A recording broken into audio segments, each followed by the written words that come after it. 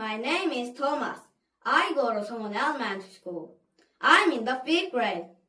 Today, I'd like to talk about the talent show in music class. My music class had a talent show. Sally played the guitar, Alex played the recorder, and Frank played the cello. But I didn't play any instrument. I didn't sing either because I'm not good at it. Before the talent show, my dad gave me an idea. He said, "How about using your body parts?" It was a good idea, so I practiced again and again. At the talent show, my began tapped my feet. I snapped my fingers. Then I hummed and whistled the song. Finally, all my classmates started clapping to the rhythm. Guess what? I won 4th place.